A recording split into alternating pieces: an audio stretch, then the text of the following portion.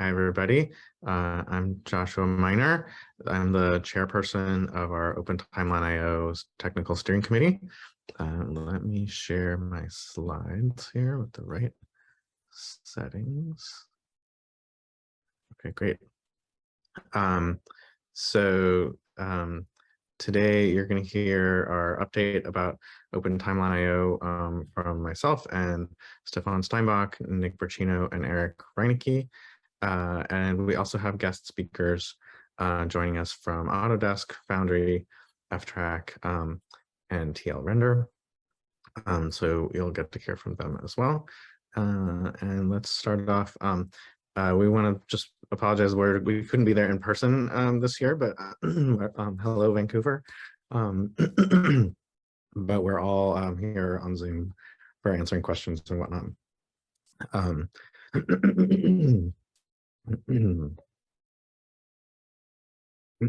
Okay. And if you have trouble seeing the slides, we recommend using the pin feature in Zoom if you're watching virtually. All right, so we want to start off with just an overview of what is OpenTimelineIO for anyone who's new to the project. So during the process of making a film, whether it's live action, animated, short form, or feature length, any type of film, editorial is really the backbone of all the creative choices that shape the film. So even early in development, films often have animatics or previs or storyboards cut together into a reel. During production, there's dailies and rough assemblies and working cuts that are all built in editorial. And in the final phases of post-production, editorial is making the final choices that polish the finished film. That's really editorial is really present throughout the entire process. That editorial timeline, which might look like this in your nonlinear editor, this happens to be about 20 minutes of Toy Story 4. And all these video tracks and audio and clips and thousands of items, every splice and transition is built up over years of creative filmmaking decisions. And as the film evolves, the producers, writers, and artists working on the film are hungry to know what's changed in the cut. So we're often working on top, at the same time as editorial. And they want to know how those editorial changes are impacting our work in progress, what new media editorial might need to improve the film. And so OTIO is designed to help communicate this timeline information and all of its complexities throughout the filmmaking pipeline. So OTIO is kind of made of sort of three main parts. There's a file format for storing the editorial timelines. There's an API for software developers to use when building tools that work with timelines. And there are adapter plugins to convert to and from other formats. So OTIO's file format and API have a unified data model with concepts like tracks and clips and transitions. Most of the things that you might see in an audio or video editing application can be represented in OTIO. And an OTIO file doesn't contain any actual media. It uses media references that point to audio and media URLs or file paths in any format or any location. In addition to the timeline structure, OTIO allows for extensible open-ended metadata on every type of object. So you can have metadata on a track, on a marker, on media. You can even have metadata on gaps.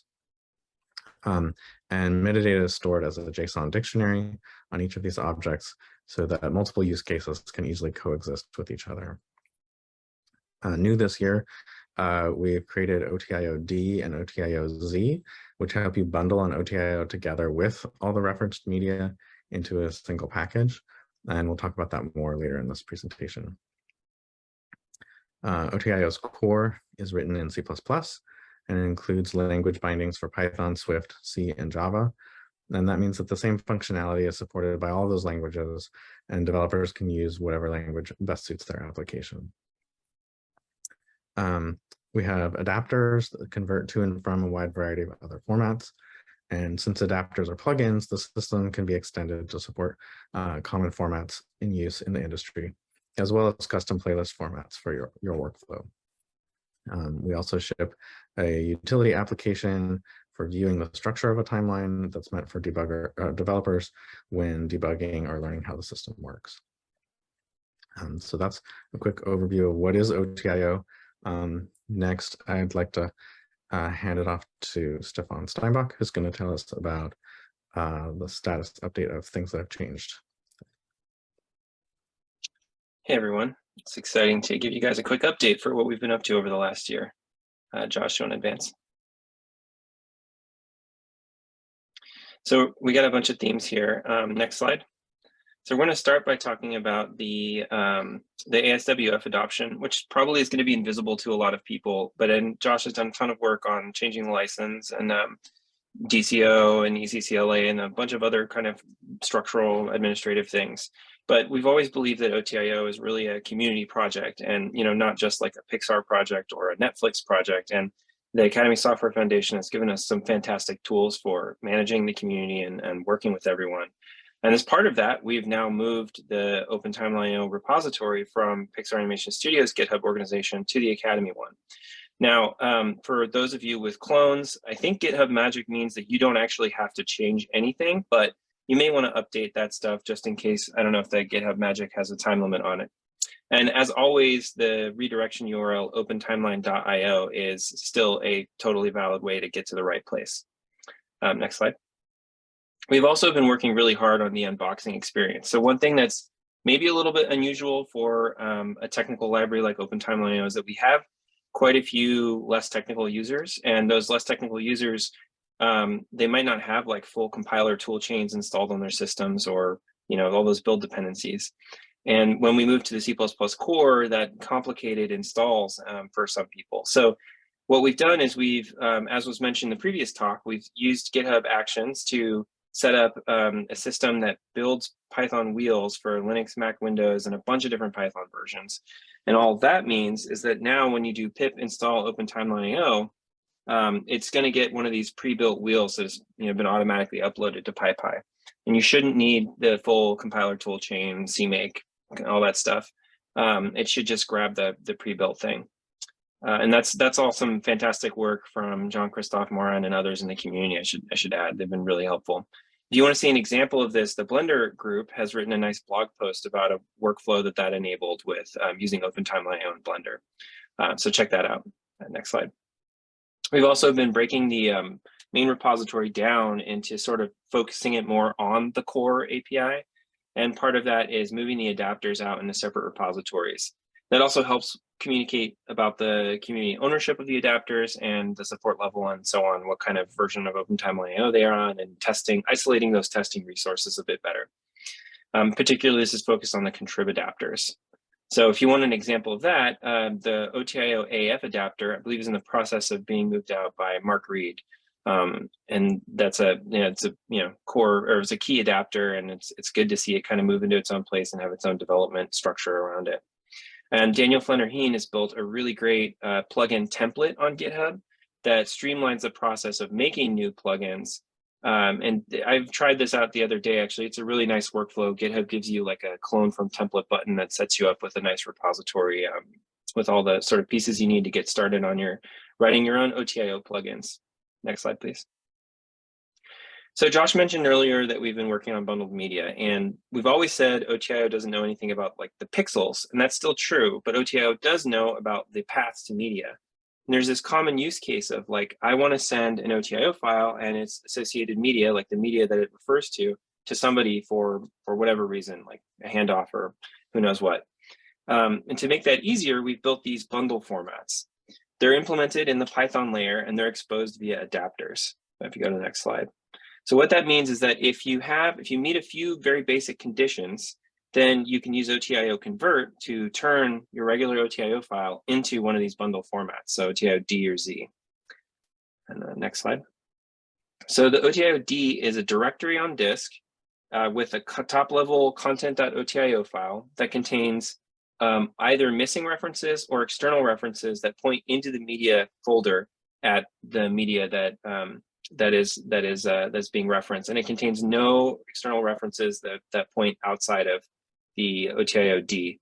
This is useful for like staging a file or inspecting something, or even just debugging the bundling process itself. Next slide.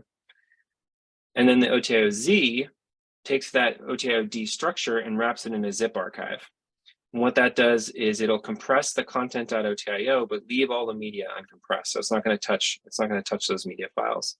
But then you have a single file that you can, send, do whatever you need to do with. So yeah, we're really happy with this. Check it out now. Right now, it's implemented as a Python adapter. But if the core, if it becomes popular and people want us to move this into the core, that's something we can certainly look at in the future. Next slide.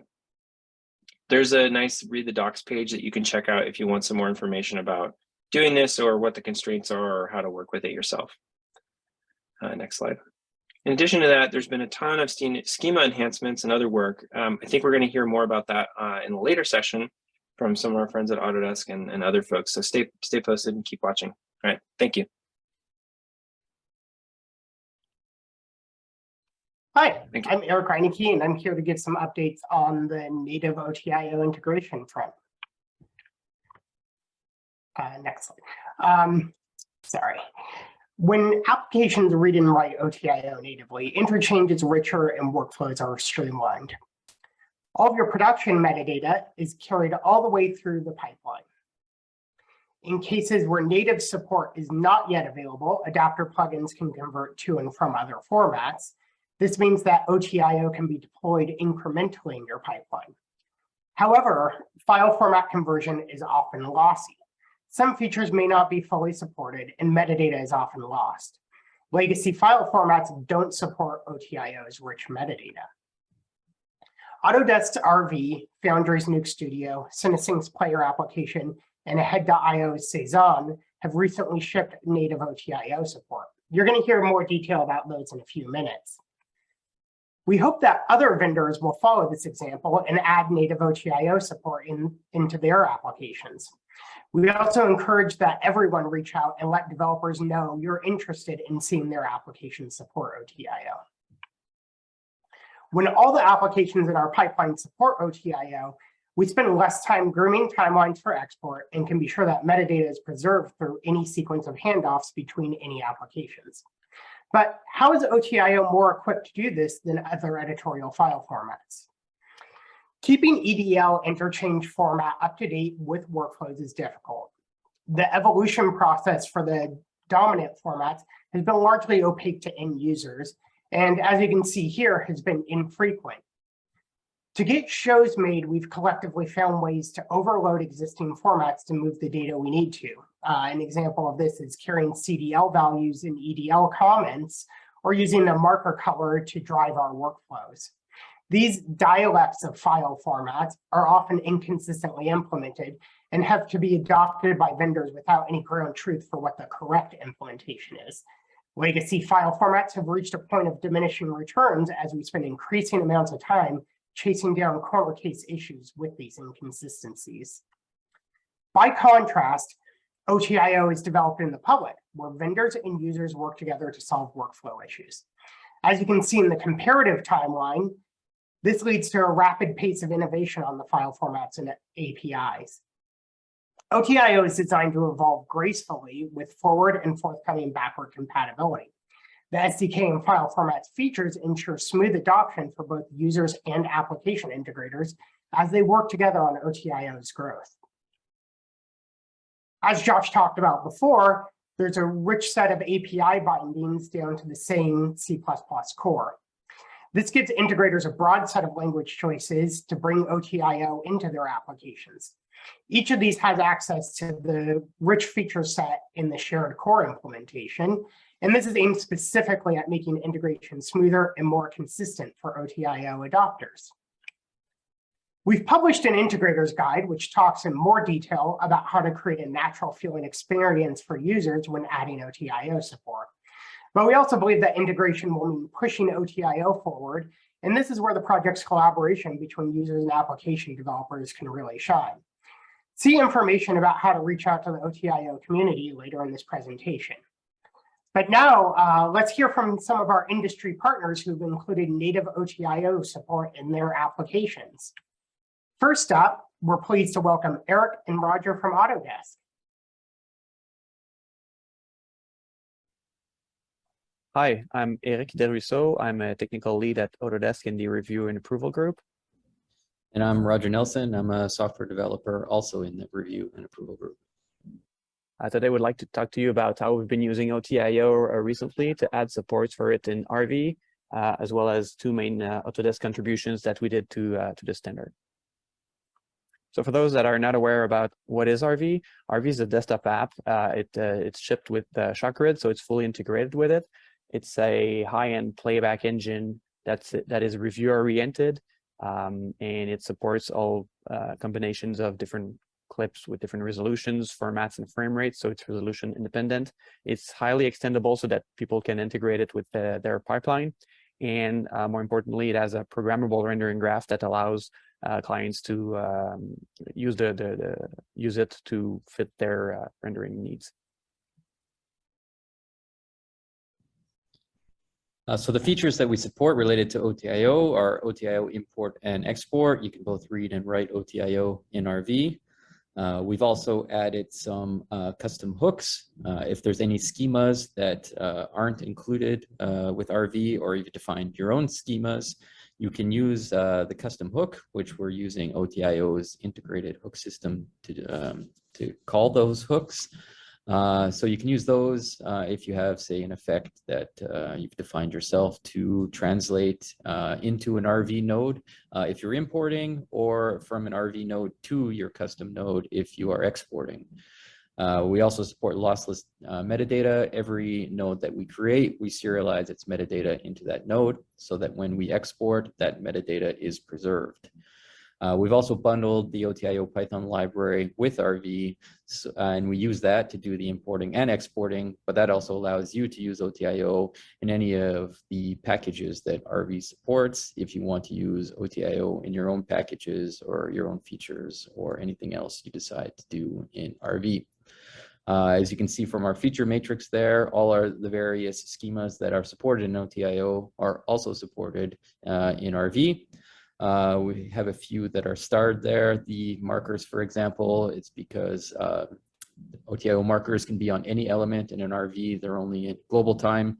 So we've added support in those various schemas to also support marker properties, but it's not shown in the UI currently. That's a future point of development.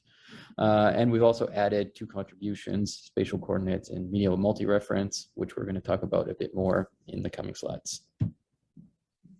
So first, Autodesk contribution is the spatial bounds. The reason why we suggested that change was that we were using OpenTimelineIO not only to organize clips temporally in time, but also we need to organize them spatially. So for different use cases like compare, where we would want to compare clips next to each other in a side-by-side layout, but things like picture-in-picture or any arbitrary layouts. And this coordinate system can also be used to express any parameters that is spatial, like a blur amount or the position of a text element or an annotation. So here's an example of the schema that we contributed that allows the media reference to express its available image bounds. That's analog to available range, which expressed the time range where the media is available. Now this expresses the spatial range where the image is available.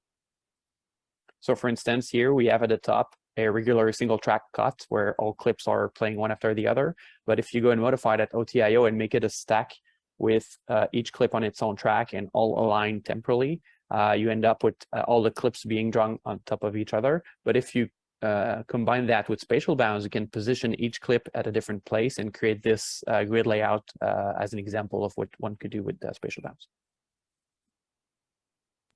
So the other feature that we've contributed to OTIO is media multi-representation. You can see the schema for it here.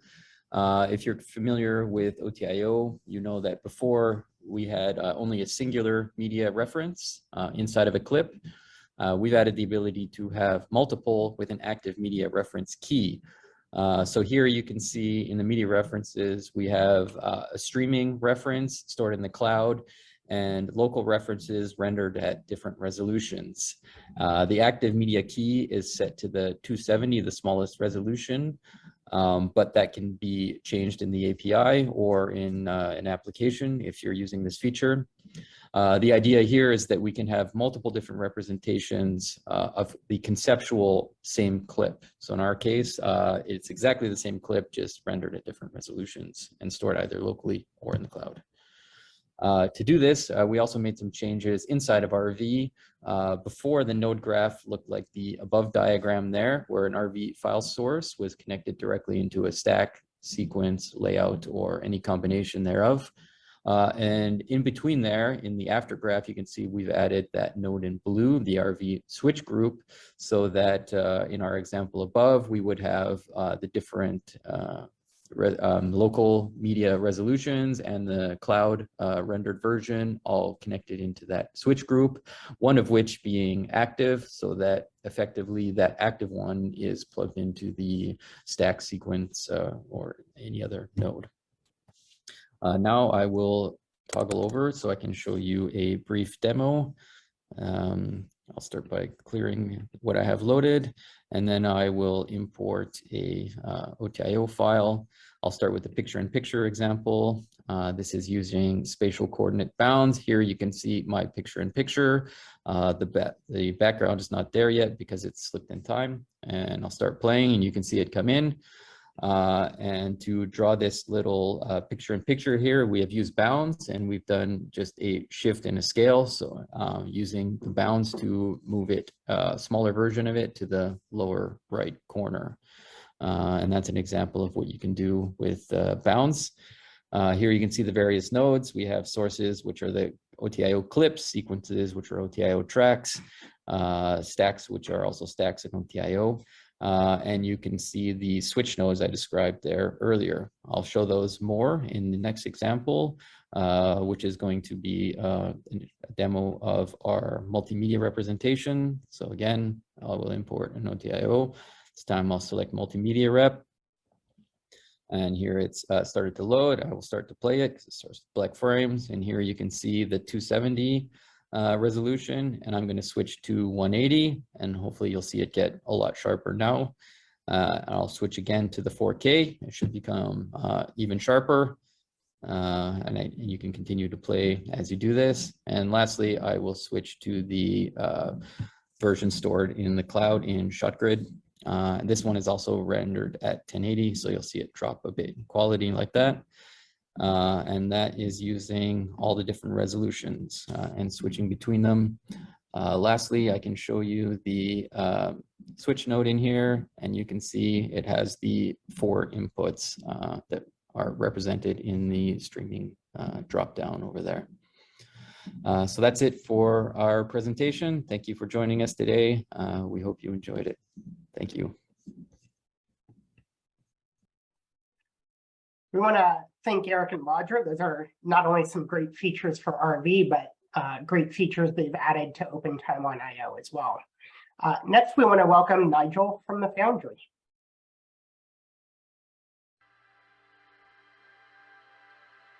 Hello, my name is Nigel Hadley, and I'm a product manager at Foundry looking after the Nuke Studio and Hero product lines.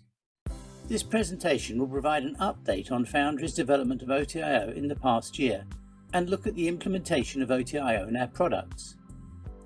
We have been regularly attending the OTIO TSC meetings, and this year we decided that even though OTIO is still in beta release, it was time to add it to the Nuke Studio and Hero products.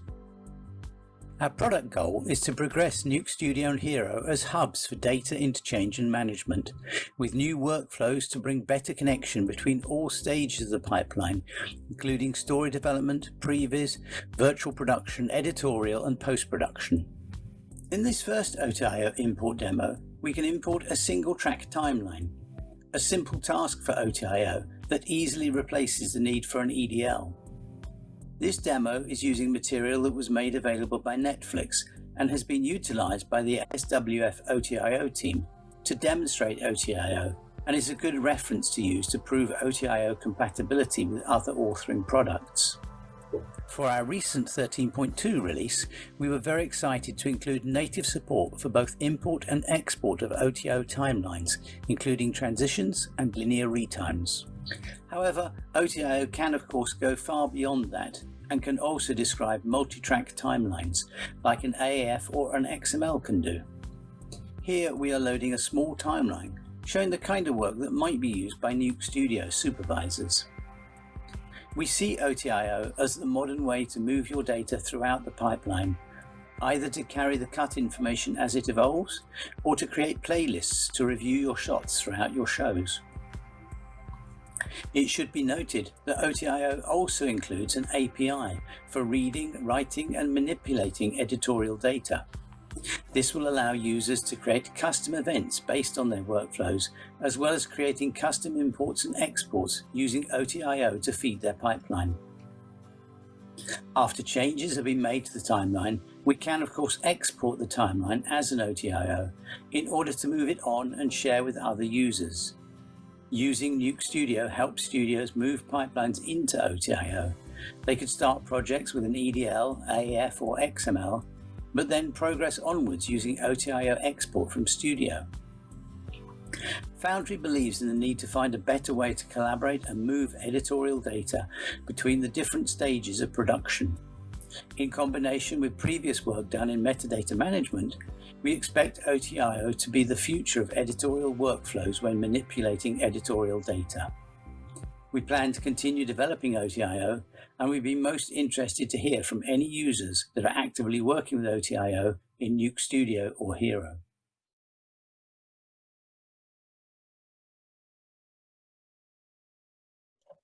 Great, thank you very much, Nigel. And now let's welcome Rory and Darby to talk about OTIO and CineSync Play. Hi, I'm Rory from ftrack, and today we are looking at the OpenTimelineIO implementation in CineSync, and I'm joined today by Darby Johnston, who is going to talk about how we've specifically implemented it using his TIO render playback framework. So, quick introduction to CineSync for those that aren't familiar. It's an installed application that allows us to interactively review and approve high quality media using a desktop player, so we have access to full machine resources and we can play back a wide variety of media files, very high quality, regardless of bandwidth. So it's a way of being able to securely review original content interactively in multiple locations. And we have support for a number of open standards inside of CineSync, including OpenEXR, OpenColorIO, and of course, OpenTimelineIO. So our OpenTimelineIO support in CineSync has been integrated natively as of CineSync 5, which came out in April. It's a really powerful system for local reviews. So CineSync 5 works as a local player without needing a license. But if you are using it for interactive, synchronized reviews, then it's a way of being able to very simply manage reviews of sequences, cuts, within an interactive review application. And we're managing that via the TIO render framework that Darby's built. So that means that OTIO is essentially integral to our platform from the ground up. Yeah, so TIO render is an open source library written in C++, really for building different playback and review applications. It's under a BSD style open source license, a very permissive license.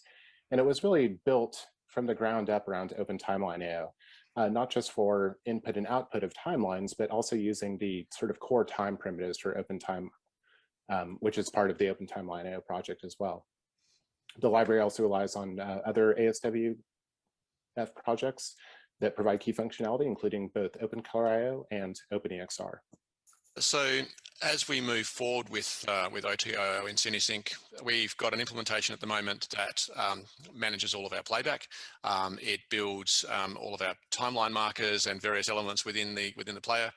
But we are in our early days of really making use of OTIO within CineSync. So currently we're building comprehensive sequence support within CineSync, not just to be able to play them, which we can currently, but to build sequences, to reorder, to trim, to update versions within the sequence, with the intention to export a new OTIO from CineSync on publish, so that we can then reutilize that cut information elsewhere within our ecosystem. And we really see OTIO as a sort of a simple interchange format between CineSync and other platforms. So being able to import cuts from Nuke, being able to play them directly in CineSync, and making that process, particularly for remote participants in a review, so directors, producers, people who are less technical, making that functionality available to them in a way that doesn't require them to have to learn how the tools work. CineSync will play that sequence back to them. It'll be using OTIO under the hood to enable that whole process. But from the guest point of view, they just see a sequence playing. They don't have to know how it works. They don't have to learn a lot of tools to make that work. So essentially, OTIO in CineSync is a way of us being able to simplify our workflow, simplify that process for guests in a review, and we see it as a very powerful platform to continue to build on over the next couple of years as we build out CineSync 5. So thank you for the time. If you have any more questions or any more information, you can reach out to us or visit ftrack.com/CineSync. Thanks.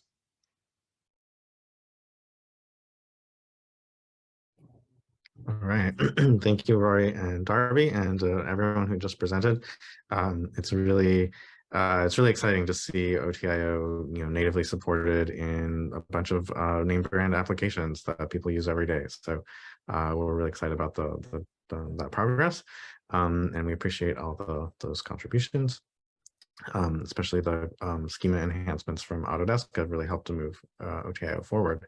And speaking of moving forward, we want to talk a little bit about the future directions for OTIO. If I can click on the right thing. Okay. So one of the things that we really want to push on and see is OTIO integration in your application, whether that's a commercial app or some in-house app. As you just saw those examples, we'd like to see more of those. We're really excited to see that Epic is adding an Unreal Engine plugin to support OTIO. And there's some progress towards that happening. So if you'd like to check that out, feel free to visit this repository on GitHub that has the source for that. And we hope to see demos of that in the future. And if we really look at sort of our roadmap for OTIO, you can see here a set of OTIO features on the left side, just sort of abbreviated the types of things that OTIO can support. And then across the top, we have a list of which applications support those things. And you can see some apps support it natively, like you just saw with the green check mark. Other ones have an application plugin. So in the case of Blender or Unreal, there's a plugin that you can install into that application that adds support for import and export of OTIO. And then the other ones are generally supported via the adapter plugins that we mentioned, which are plugins to OTIO to just do that file format conversion. And so the direction we'd like to go in the future is just adding integration into more and more applications, ideally as via native support. We feel it will get a richer support for metadata and things if we do that. And so, we ask the community to please reach out to the vendors who make these applications and ask them to add OTIO support. It really helps when the vendors do it themselves rather than the community trying to kind of reverse engineer, figure out things without direct support. So we've definitely seen much better results when the companies do this themselves. The other direction we'd like to expand OTIO in the future is just to add more features, so more schema types, more any other kind of feature. And specifically, we are looking to improve, make some enhancements to the way we represent time in OTIO. There's a lot of discussion around camera metadata and carrying that all the way through production pipelines, color management, subtitles, audio and video effects, animated parameters on those effects, metadata about channels and streams. There's a lot of room for OTIO to sort of grow. And these are places where you as members of the community can help to add these features to OTIO. It's a little bit like hosting a picnic where everybody brings a dish of food to make the picnic better. So if you can come join the party and help work on these things, whether you're a software developer or just a user who can kind of describe the workflows for these things, and everyone is welcome to come help out with these things. And you can find us on the Academy Software Foundation Slack. We have an OpenTimelineIO channel. I think we're the most active channel actually on that Slack, which is really wonderful. It's been a great sort of piece of infrastructure that ASWF has provided for us. We have our project homepage. We have every 2 weeks we have a Zoom meeting that's open to the public. You're welcome to come chat with us, talk to us, find out what's going on in the project, and to bring agenda items. We've had some fantastic sort of demos of people using OTIO. It's a great place to kind of ask those hard questions or just sort of get orientation around it. We like to make that open to everybody. And if you specifically want to meet with us about some topic that you don't really want to talk about in public, or you just want to get into more depth of a discussion with us, please feel free to email us at either of the addresses listed there, and we can schedule a Zoom meeting. Like I said, we're not there in person. Actually, we have one person in person at SIGGRAPH, so we can possibly arrange something there, but we're happy to meet with you virtually as well. And a big thank you to the Academy Software Foundation, to everyone who's contributed to OTIO. It's been really, really great seeing our community expanding over time. We also want to give a shout out that later today, there's a presentation from Animal Logic about how they've deployed OpenTimelineIO into their production pipeline. So we're excited to see more details about that. So please check that out. And with that, I think we're going to open it up to questions. I think we have about 5 minutes maybe left. So feel free to enter questions in the chat and we will try to answer those. We have a question in the room.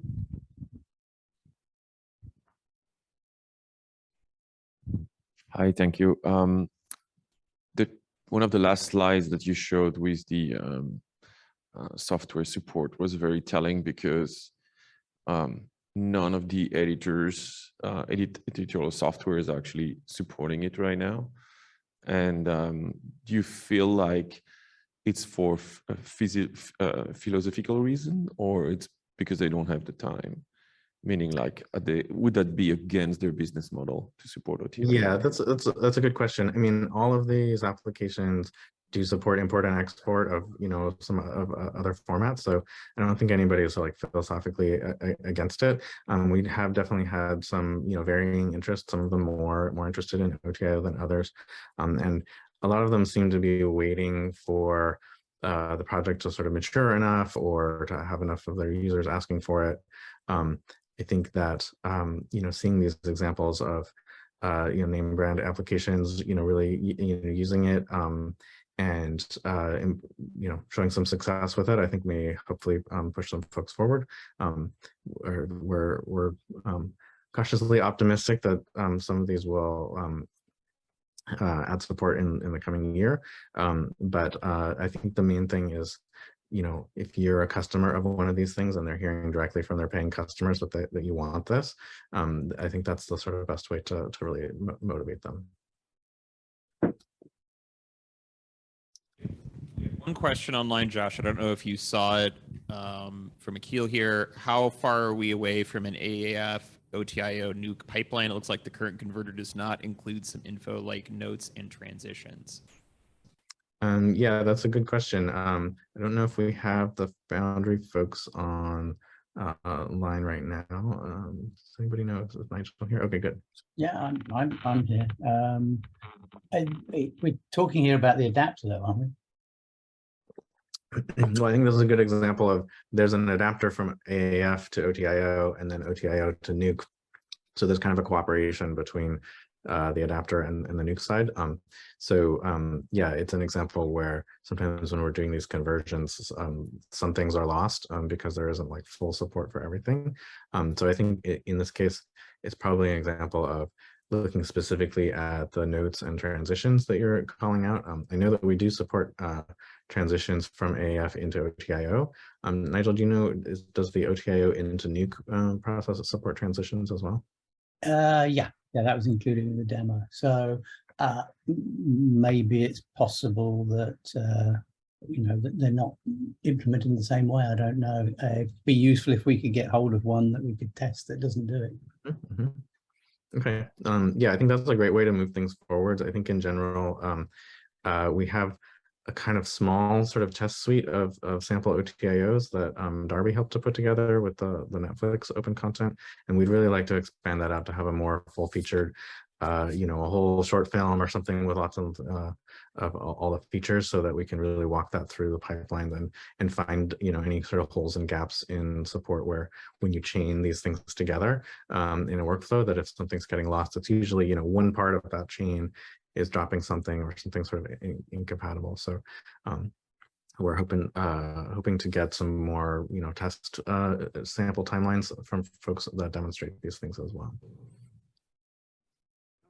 Hi, I have a question. You have considered or planned for non-linear narratives, like example, like conditional flow changes.